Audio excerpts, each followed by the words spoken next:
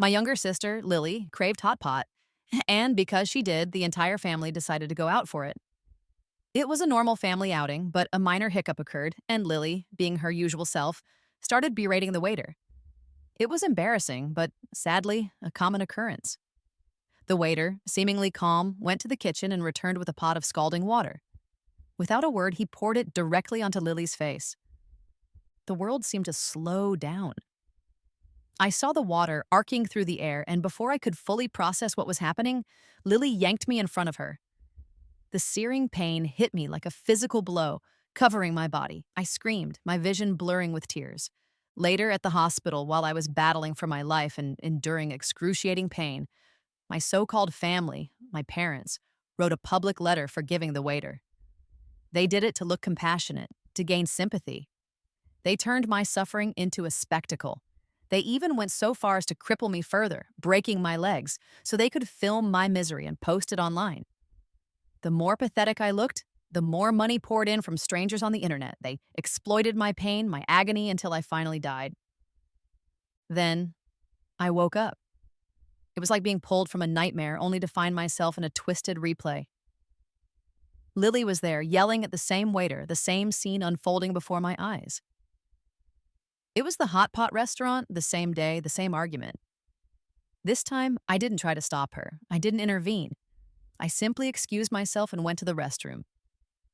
As I washed my hands, I heard a commotion outside, but it wasn't Lily's scream. It was a different kind of chaos. I knew what was happening. In this bizarre repetition, my biological father, a man I had never known before these resets, had arrived. He came with a pot of boiling oil and he poured it over me.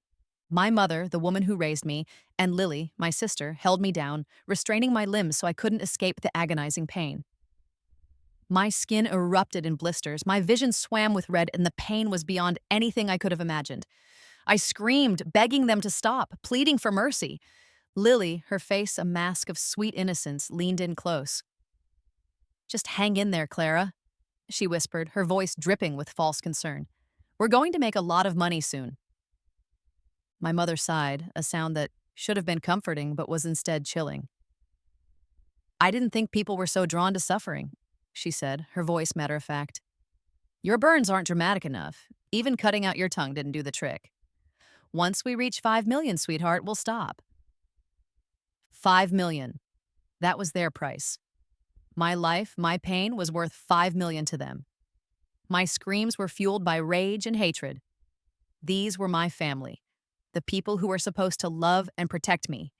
My biological father slapped me, the force of it jarring my already burning body. "I gave you life," he roared. "What's a little oil? It won't kill you. Why are you screaming?" I glared at him, wishing I had the power to destroy them, to erase them from existence. "You dare glare at your father?" he bellowed. He grabbed a nearby stick and started beating me mercilessly. The blisters on my skin burst, splattering blood and pus.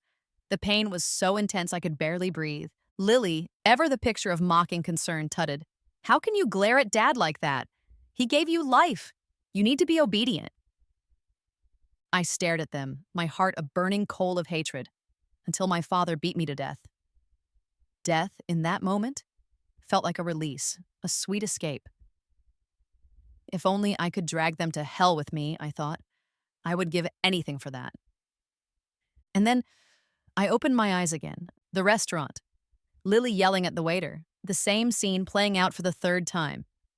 I looked at the waiter, his head bowed in forced submission, and a slow smile crept across my face. This time, it was their turn. "Are you blind?" Lily shrieked at the waiter. "Can't you see the soup is practically gone? You're getting paid to stand around doing nothing. Believe me, I'll have you fired."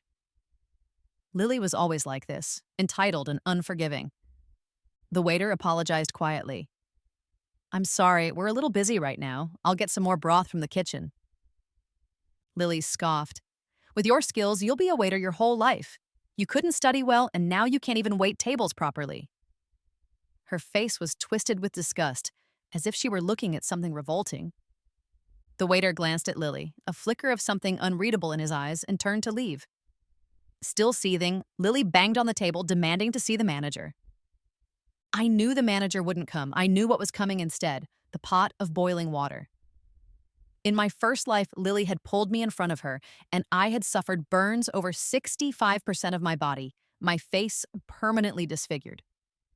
While I was struggling to survive, hooked up to machines in the hospital, my family had crafted that letter of forgiveness, turning themselves into online celebrities, gaining sympathy and donations. I watched the kitchen door, knowing the waiter would emerge soon. I looked at my sister, a cold smile playing on my lips. I picked up my phone. "I'm going to the bathroom," I said, my voice calm and even. Lily pouted, pinching her nose dramatically, as if she were some delicate flower who never had to use such facilities. I quickly started recording on my phone and headed towards the restroom. Just as I reached the door, I heard Lily's scream. It was even more piercing, more desperate than in my previous life. I didn't turn around immediately. I calmly entered the bathroom. "Clara, come back!" It was my mother's voice, shrill and panicked. "Come back for what?" I thought. I actually needed to use the bathroom. "Help! Murder!" Lily's screams were ear-splitting. There was chaos outside, a cacophony of shouts and cries. I splashed cold water on my face, taking deep breaths. Slowly, deliberately. The pain they inflicted on me in my past life, I would repay it. All of it. I looked in the mirror, seeing a beautiful woman, but her eyes were filled with a cold, hard malice. When I finally emerged, the scene was one of utter pandemonium. Lily was wailing, her face a horrifying mess of red and raw flesh. My mother was hitting the waiter, who was cowering on the floor. The manager was apologizing profusely to my father, his face pale with fear. In my first life, they hadn't been this emotional. The waiter had only been yelled at, forced to pay damages. Seeing me approach, Lily, in a fit of rage and pain, picked up the hot pot bowl and flung the remaining contents at me. "Clara, why did you leave?" she shrieked. "Why am I the only one burned? I don't accept this." I moved quickly, dodging the scalding liquid. "Who are you?" I shouted back, feigning ignorance. "Some disfigured monster attacking people? You must be insane. I'm calling a mental hospital to take you away." Finally, I could call her ugly, the way she had always insulted me. As expected, she couldn't let it go, but I dodged her easily. The scalding soup landed on an elderly woman standing behind me. "Oh, the pain! Help me!" the woman cried before collapsing. Two middle-aged women who were with her screamed, "Mom!" One stayed with the elderly lady while the other frantically searched for her family. Within moments, 4 large, muscular men stood before Lily, their faces grim. Startled, Lily backed away, her eyes wide with fear. My parents immediately stepped in front of her, glaring at me with open hostility. Lily, her voice shaking, pointed at me. "Clara, why did you dodge? I was aiming for you. It's all your fault. If you hadn't moved, she wouldn't have been hurt." Then, turning to the men, she said, "Make her pay. She's pretty. She can be sold for a good price." Hearing her say that didn't surprise me. That was the kind of person Lily was. Selfish, cruel, and utterly devoid of empathy. I replied coolly, "I don't know this disfigured woman. I suggest you call the police. There are security cameras here and plenty of people are recording videos. The culprit is right there." I pointed at Lily. Lily was trapped. There was no way out. My father snorted while my mother started to cry. "Clara," my mother pleaded. "Lily's already in so much pain. Can't you help her just this once?" I smiled, a cold, empty smile. "No way," I said. "She brought this on herself. She deserves it." Just then, the ambulance arrived, its sirens wailing. They rushed Lily to the hospital, but I didn't go with them. My parents yelled at me, calling me names, but I refused. In my mind, I saw images of them tying me up, beating me, and streaming it live online for sympathy, all while I was heavily sedated with sleeping pills. They had exposed my burns to the viewers, attracting donations from well-meaning strangers. They had created numerous online groups, sharing my plight, and people, unable to bear the sight of my suffering, had sent them money. People like them, you shouldn't get close to without some form of protection. I tracked down someone who had filmed the incident and got a copy, especially the part where Lily threw the hot pot. This time, I was curious to see how they would play the victim card. I bought 3 small security cameras and hid them around the house. Then, I packed my suitcase and went back to school. There was still half a year until graduation, and I was supposed to start an internship, something my family knew about. But I was giving it up. School offered more safety and lower living costs, and I needed to focus on protecting myself. I ordered a bunch of self-defense gear online and signed up for one-on-one taekwondo and sanda, Chinese kickboxing classes at the school club. Just after a long run, my academic counselor called me. "Clara, your parents are at the school gate," she said. "They seem anxious, like they have something important to tell you. You've missed their calls, so you should go see what they want." I hadn't expected them so soon. I nodded obediently, thanked the counselor, and finished my taekwondo class before slowly heading towards the gate. They were cunning, so I carried pepper spray and a taser for self-defense, just in case. At the school gate, my parents were seething with anger. They had been waiting for over an hour and were visibly impatient. Seeing me, they quickly forced awkward smiles onto their faces.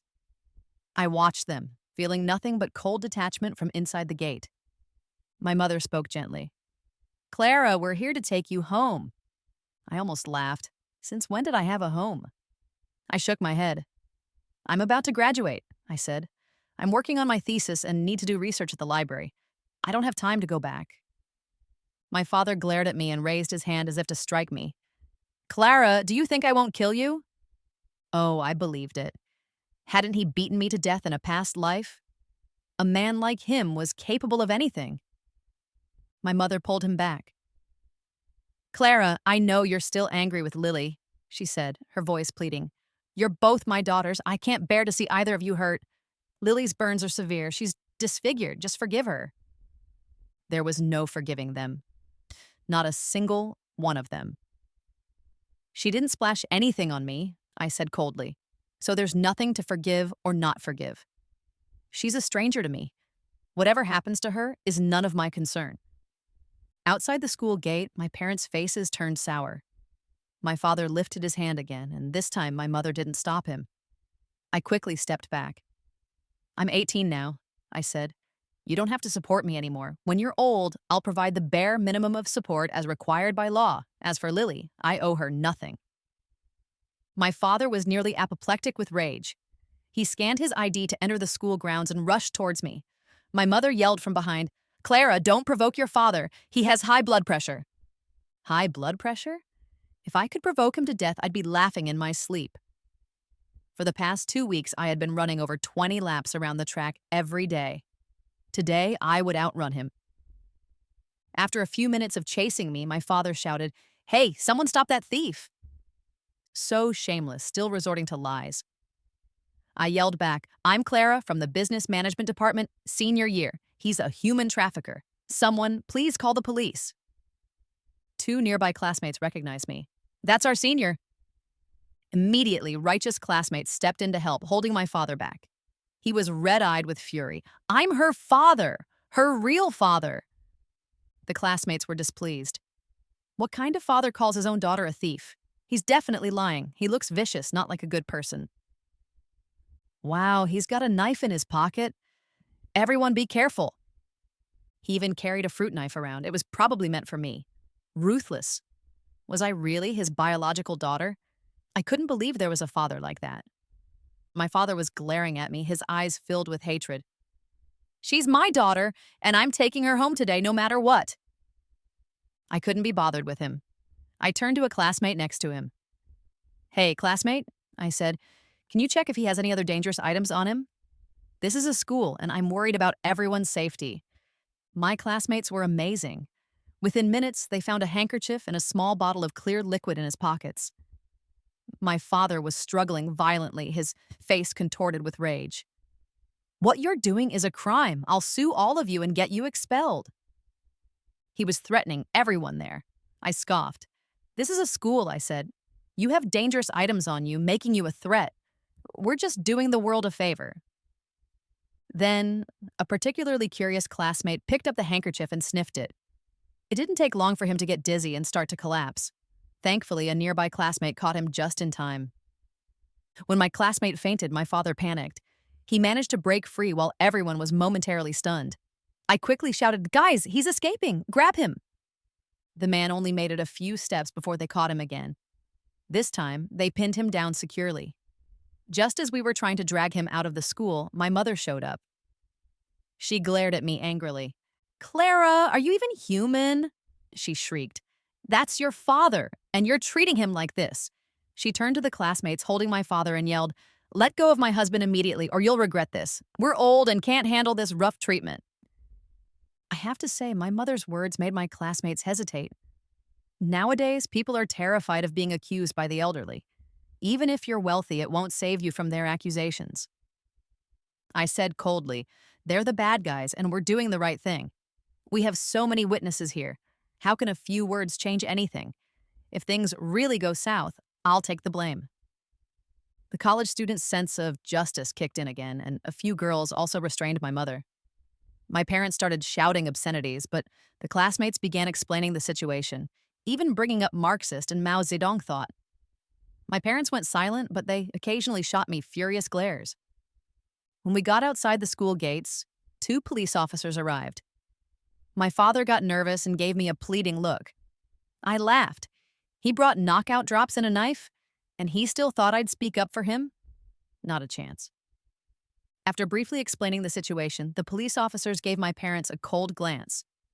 They denied everything, my mother crying out in feigned injustice. Officer, she's our daughter. How could we ever harm her? My father was furious. This is a family matter. None of you can meddle. Choking back tears, I said, Officer, they want to sell me to Myanmar. I'm so scared. I don't think they're my real parents. Can you help me check? My parents froze, panic flashing briefly in their eyes. There must be something fishy going on. No wonder they had been so heartless to me. My mother pointed at my nose, scolding, Clara, do you have a conscience? We raised you for over 20 years, and this is how you repay us? You're an ungrateful wolf and will surely go to hell. They beat me nearly to death and called that a conscience? The ones who should go to hell were them. No matter how much they argued, once the knife and the drugs came up, we all went to the police station. Even then, my parents tried to defend themselves, but there was a swarm of college students as witnesses. They were all taken into separate rooms for questioning. The whole incident had a really bad impact. Tons of students had witnessed it and uploaded countless videos online, forcing the police to treat the matter seriously. Wiping my tears, I slowly explained why I believed they weren't my biological parents, even showing them the video where Lily threw the hot pot. At me. Their words in that video were brutally mean, devoid of any affection. A simple paternity test could solve it, but I wanted to unearth the truth, whatever it might be. Over 2 hours later, my father, or rather the man I had known as my father, Mike, was taken into custody. He took full responsibility for the day's events, attempting to shield my mother and Lily.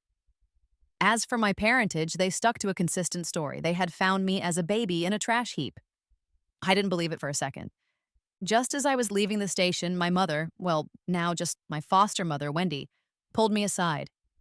With a fawning, almost desperate expression, she pleaded, Clara, can you please write a statement of forgiveness for Mike? Please?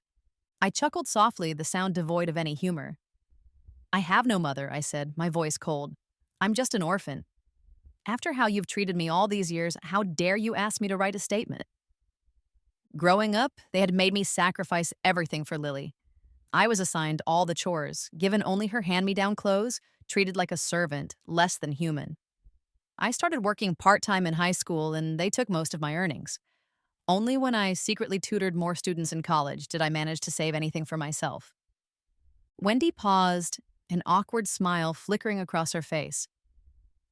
Clara, it was snowing that night, she said, her voice taking on a wheedling tone. If we hadn't taken you in, you wouldn't be here now. We've raised you for decades. Can't you write just one statement of forgiveness?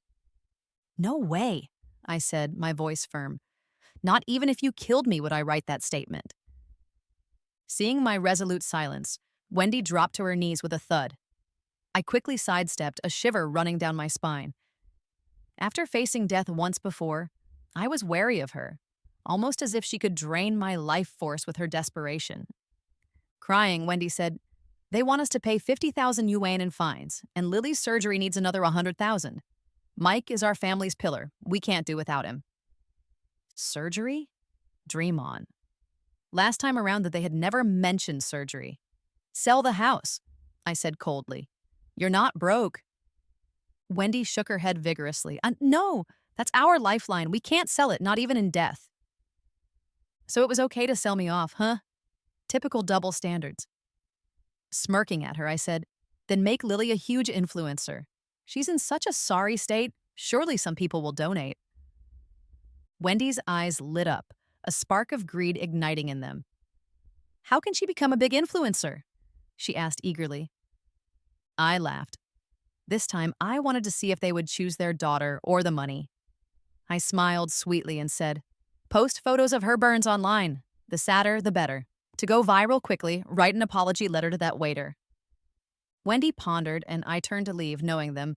Lily would definitely become an online celebrity. These were the very tricks they had used in my last life. Now, it was Lily's turn to experience them. Not long after returning to school, Wendy called me. Clara, why did you run off so quickly? She demanded. You're smart. Get back here and help us out. Look at all the shameless things, she said. If they drag me back, would it end well for me? No, no, no, I replied calmly. Lily's smart. She knows what to do. By the way, since we aren't blood related, just don't contact me unless it's absolutely necessary. Hearing what I said made the person on the other end jump up in anger. Wendy pointed at my nose, through the phone, of course, and cursed me for a solid half hour, saying the nastiest, most vile things imaginable. I listened obediently, occasionally letting out words of surprise, sadness, and regret, playing along with her tirade. Once she was almost done, I quietly said, I was going to write a letter of forgiveness for Mike, but after hearing you rant like that, I realized you guys don't deserve my forgiveness. Wendy paused for a moment, then screamed, Clara, I was wrong. I was just momentarily blinded. I'll slap myself twice, okay? Please forgive me. I heard 2 slapping sounds over the phone, unsure if they were real or fake. Wendy, now sobbing, said, Clara, you're such a good person. You'll forgive us, right? Come back and we can become big influencers together. Ever since they had cut out my tongue in my past life, I had lost all desire to be the good person. I had had enough of being their punching bag, their scapegoat. No thanks, I said. Let Lily be the big influencer. Didn't she get disfigured? It's the tragedy that will make her famous. Oops. It seemed I had hit a nerve with Wendy. She shouted angrily, Clara, you'll get what's coming to you. After hanging up, I turned on the surveillance cameras I had hidden in their house. Wendy was sitting on the couch, seething. I'll go to the school tomorrow and trick her into coming home, she snarled. Then I'll disfigure her face to make her the big influencer. Lily, wearing a hat and mask that only revealed her sinister eyes, chimed in. How can she attend school peacefully while living better than me? She needs to suffer more than me. Mom, I'm not satisfied. I want to kill her. Wendy hugged her and patted her back, saying, Don't worry, Lily. As long as we make her suffer, she'll earn money for your surgery and buy you a mansion. Lily replied coldly, I don't want to hear her voice. Trick her into coming home tomorrow. Let's cut her tongue out first. So that's why they had cut out my tongue in my past life. I knew they were vile, but a cold sweat still broke out on my back.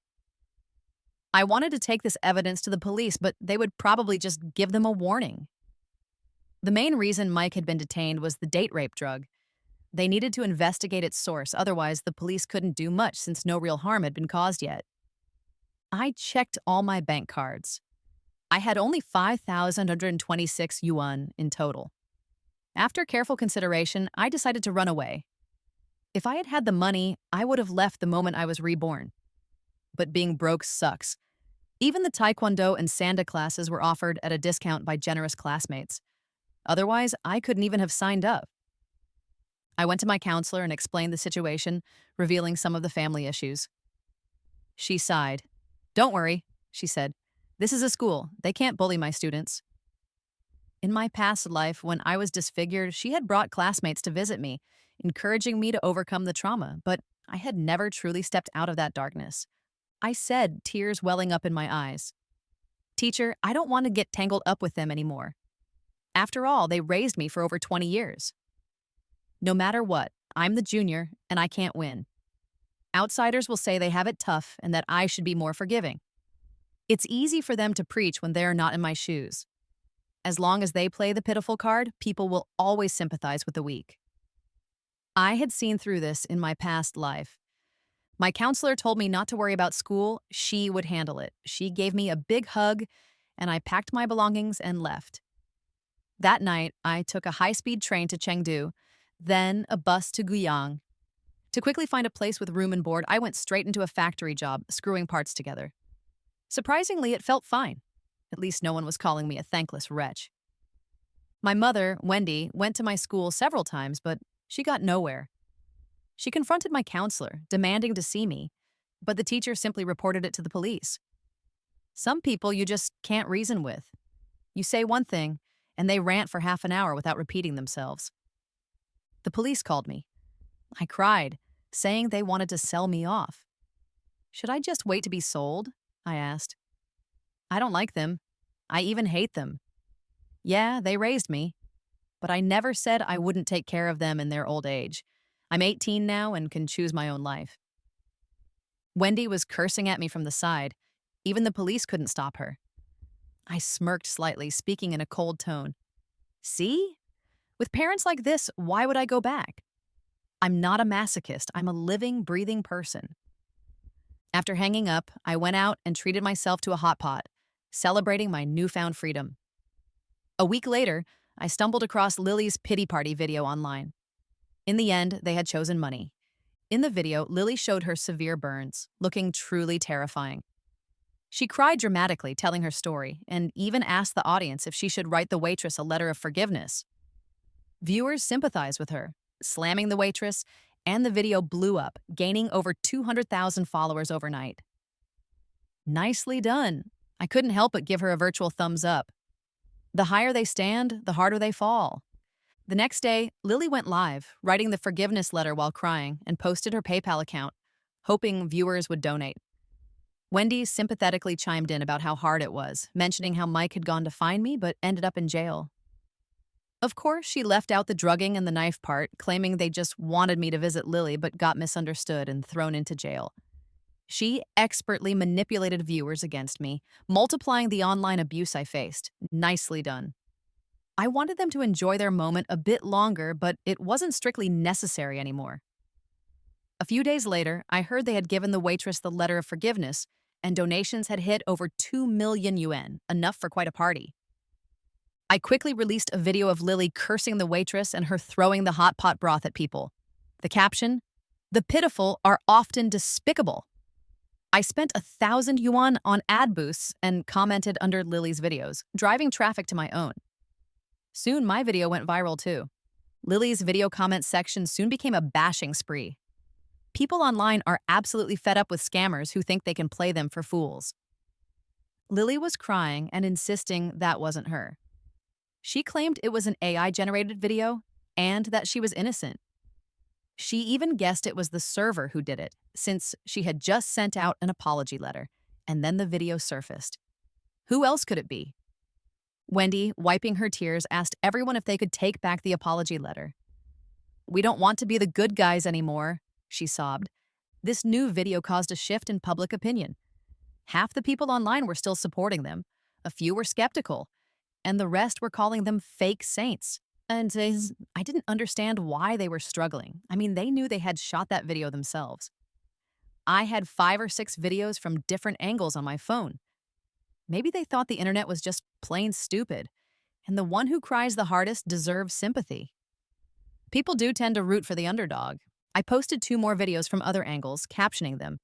Are AIs really this smart now, altering angles and everything? Before I could upload more, the server herself showed up, with footage from the hot pot restaurant's surveillance cameras. She even posted some chat logs where Lily had threatened her and included some 60-second voice recordings of Lily hurling insults. She captioned it, "I'd rather go to jail than be humiliated by her. I've got a temper, but I only lash out at those who deserve it." Now, there was no way Lily could talk her way out of this. I messaged the school counselor, saying that Mike going ballistic at school was fair game to post online. She'd been wanting to post it for a while. I had just asked her to hold off. In no time, the internet was flooded with videos of Mike and Wendy wreaking havoc at school. Tons of students had recorded it from every angle, and some even shared their own thoughts at the end. That stuff about the drugged candy and the knife was in every clip. The drugged students shared their story, advising viewers to stay cautious, even of family. The counselor also posted a video stating, "Clara is a star student here, and we are committed to her safety." The police informed us she wasn't their biological daughter. They found her in a dumpster and came to school planning to drug her and sell her for $500,000. Lily panicked. She went live from the rooftop. Wendy was there with swollen eyes, begging her to reconsider. Oh, she's playing the prove my innocence by dying card. I wasn't buying it. She just wanted everyone to give in. Even if she was wrong, she wanted forgiveness. Otherwise, everyone would be guilty of her death. Lily sobbed to the camera. "Can't you guys just believe me? Or do you need me to die first?" Half the online comments were outright bashing her, telling her to jump already. People just weren't buying her act anymore. Heartbroken, Lily said, "If my death can make you happy, maybe I should just die." Wendy wasn't going to let her do it. Crying, she choked out, "Let me go instead. I'm 48 and I've lived my life. You're only 18. Haven't even fallen in love or become a mom. Your life has barely begun." Lily shook her head, her face drenched in tears, a scary sight to behold with her damaged face. I had to hand it to her. She was a pretty decent actress, enough to get some folks back on her side, pitying her. They were making excuses for her, saying she was just straightforward, not ill-intentioned. That customers are king, so what if she yelled at a server? That she was young and her face being wrecked was enough punishment. She deserved a second chance. With more people supporting her, Lily cried harder while reading the comments. She pitifully said, "Yeah, I yelled at the server, but she ignored me for half an hour. Can't I complain a bit? Don't we consumers deserve better treatment than getting hot water thrown on us? Did I really do something wrong by trying to make my own boiling water?" The comments started leaning in her favor. People were like, "Well, maybe she's just got a hot temper. It's not that big of a deal, right?" In no time, most of the comments were coming from supporters again. Lily totally nailed this little live performance. Before long, the cops showed up, with Mike in tow. The guy had lost a lot of weight. Jail evidently wasn't treating him kindly. Mike was almost in tears, his voice shaking. "Lily, come down here. I can't lose you two. These online folks don't know jack, blabbing nonsense everywhere." The called-out viewers stayed quiet, knowing he had a point. Seeing their comments, Lily worked up some courage, going into more detail about her hardships. Her tears seemed endless, wiping them only for more to flow. If I knew her, she had something up her sleeve, which explained the convincing performance. The cops clarified. Mike's detainment was part of a sting operation. "We've busted the drug factory," one officer said, "so his crimes canceled each other out. He's free to go home." He added a public reminder, knowingly buying illegal goods makes you guilty of trafficking. According to Article 312, if you know something's illegal and you hide it or help sell it, you could get up to 3 years. If it's worse, it jumps to 7. I knew this already. The police had told me yesterday. Mike sure got lucky. Him getting out was all right. Spending time in jail would have been a drag without much lasting impact on him. Looking ashamed, Mike bowed to the online audience. "I failed as a father to Lily," he said. "I didn't raise her right. I should be the one to die, but I hope you can be lenient with her. She's just 18, still a child." Wendy cried beside him, wanting to die herself. These three were like characters in a drama. Their words said one thing, but their actions told another story. But the viewers didn't see through them. They kept making excuses for the trio's past actions and started showering them with gifts for comfort. Their play was a massive success. Lily's followers hit 10 million.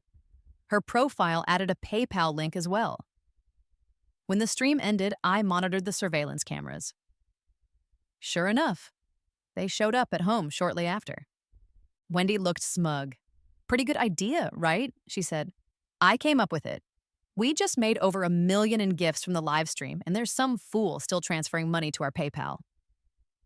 Lily rushed to wash her hands, forcing a creepy smile.